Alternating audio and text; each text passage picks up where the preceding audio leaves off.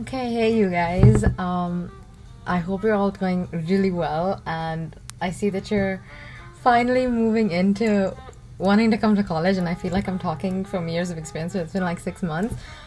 Please listen to me. I have a lot of really good advice, and nobody listens to me.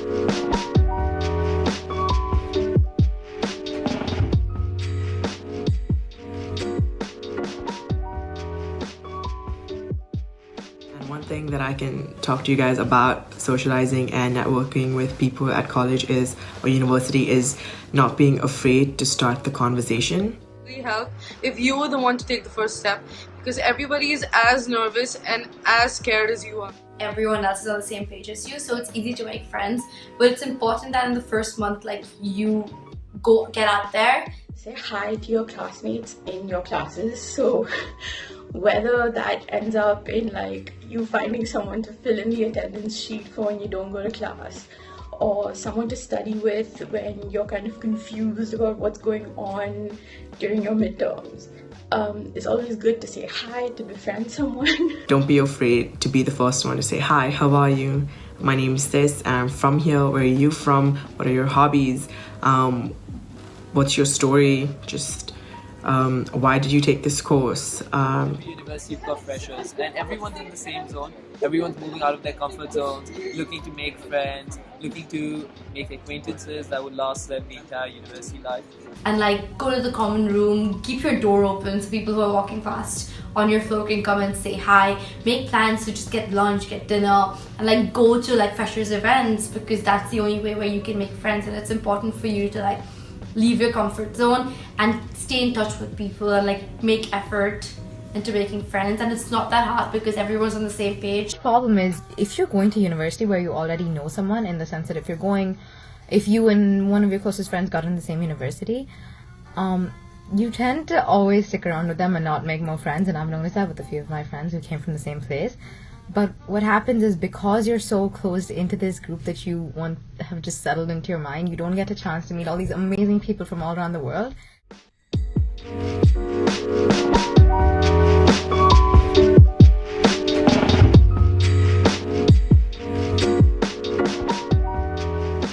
So one thing that I regret not bringing, well, not just one thing actually. I came to Sydney, Australia, halfway across the world, with just 5 t-shirts and 2 pairs of jeans, because the rest of my suitcase was filled with sentimental items from family, friends, and just gifts from people. And I thought that's what I needed more than clothes to wear to college, really.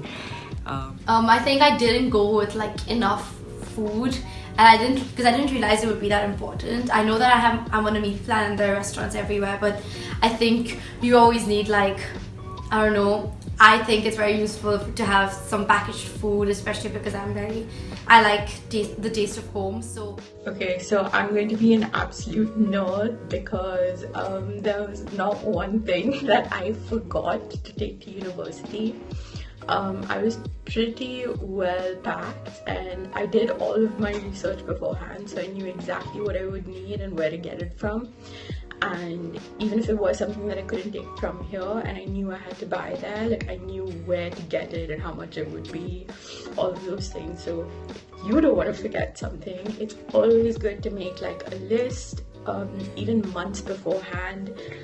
Check out what other people have taken and whether you need it or not.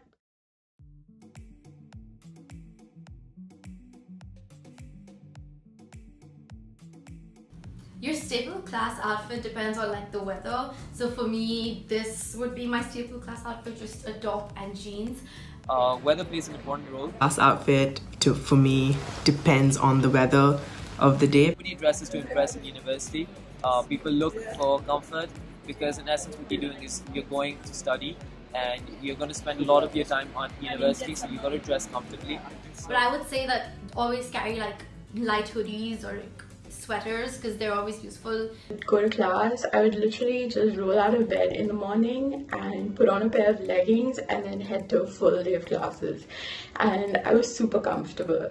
But I think this just kind of speaks to how you're finally at a moment where your education and your learning are more important than what you're wearing. Of course, there isn't someone to tell you like, oh, you have to wear this kind of uniform. So you have to dress appropriately, like you're not going to a frat party. But it's more important to pay attention to what's going on in the classroom than what you're wearing. Whatever you're comfortable in, please wear. You can even show off your character, your personality through your outfits. Don't be afraid to wear whatever you want. Obviously, follow the rules and guidelines.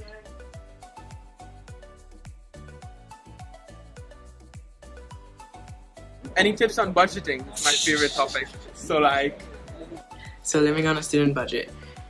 You should realize, or I realized that my parents aren't there constantly to get or pay for the things that I want, and I'm going to be paying out with my money a lot of things. And so realize what your wants and what your needs are, or your payments are.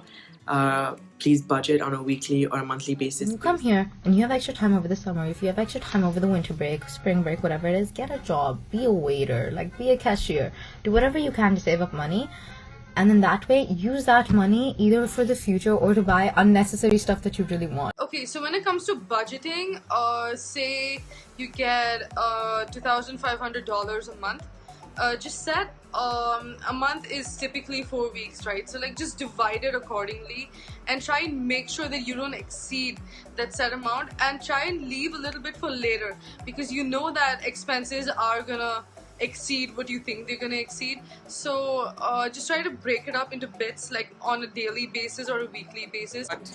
meal deals, if you're coming to the UK, I know that you've got like 3.5 pound lunches. So if you're really looking for a cost-effective option, that's one. Or you could just pack your lunches, so like the usual bread and Nutella or peanut butter. I don't advise it, but that's what I do sometimes. Like tipping is very, very important. The best tip for budgeting is to wait and see how things go. So don't have a very strict budget in the first month or two, because you don't know how your expenses are going to be. It's very personalized. But I think the thing that's helped me the most is keeping track of my expenses, so I know exactly where my money is going. So if I have to control, I know where to control. Cool tip. Your first semester is really expensive. First month of every semester is very expensive because you gotta buy textbooks. Textbooks? You have to sell kidneys to buy textbooks, okay? I have like 6 up here, 4 of which I did not need. Do not buy textbooks, even if, for example, I know if some of you are already accepted with an unconditional acceptance or whatever it is, right? You can see online, these are the courses you're taking, these are the textbooks, these are the subtopics you're learning in them.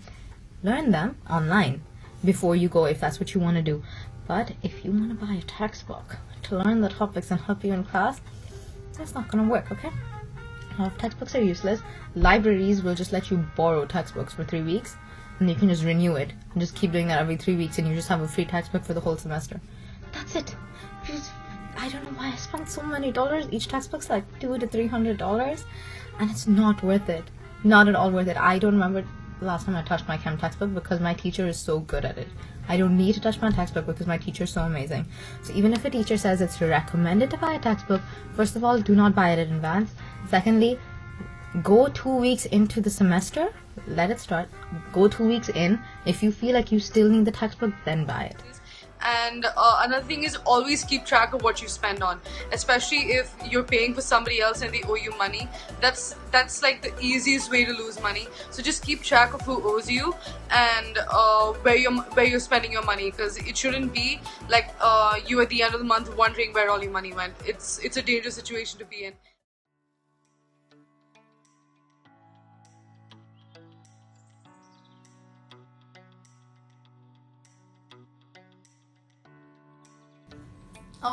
Dealing with shared spaces can be hard, especially if you haven't grown up sharing a room or sharing like a bathroom with someone. But it's not that bad because it's fun. You get to learn a lot about how people live and you get to meet people. Dealing with shared spaces, I share the master bedroom in a 5-bedroom house with a roommate. My roommate is from Australia, And one of the main things that we do quite a bit is communicate.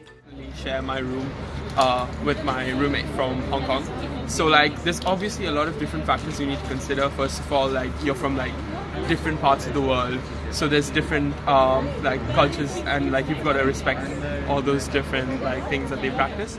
This is one thing that really helps is at the beginning setting ground rules and making sure that your roommate or roommates know what's good and what's not good with you, because it could lead to a lot of misunderstandings, and if you don't communicate that at the beginning, there could be a lot of contempt, and it's not really pleasant to live with someone who you don't like. And I think as long as you're respectful of other people's spaces and you're just generally clean, it's not that awful. You just have to make sure you remember that people use spaces in different ways, and you have to be accommodating and you have to be clean.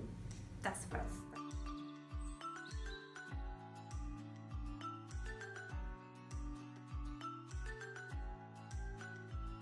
The most unexpected things, or basically when reality hit me at university, is when I was sitting in one of my lectures with around 150 students, and I realized that the lecturer might not ever know my name, and it's not high school anymore, and I'm not being spoon-fed things, but I'm actually gonna have to do a lot of independent study. One thing that was really unexpected was how much of a part sleep plays in your life.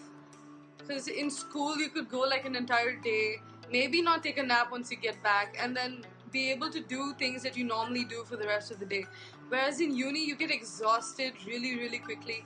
I think the most unexpected thing for me, especially because I changed systems from the British system in school to American system now, is first the difficulty of classes, but also the difficulty in just testing and the way you have to study. You have to change with the way that you're being tested and how often you're being tested, because I have exams like every week. It's not just the end of the year.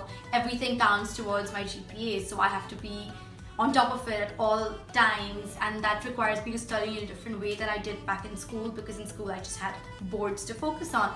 So I think for me the most unexpected thing has been the academic system and how hard the classes are and how hard it is for me to change the way that I work.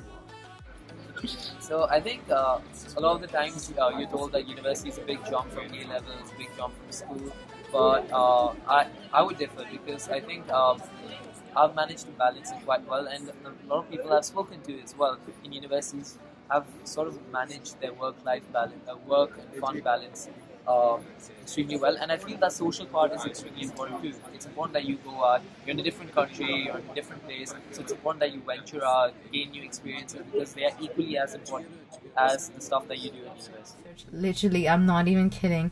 If you just search how to adult, there's like a whole thread. I know from the back of my mind there's like a whole Tumblr thread as well, with like specific subsections of health and money and budgeting and what to take to university, this and that. It's like a very long thread of links that you can click and learn more about. Very useful. I know it sounds very cringy, but just very important. Just be prepared. If you don't need it, you don't need it, but it's extra information that could have been had.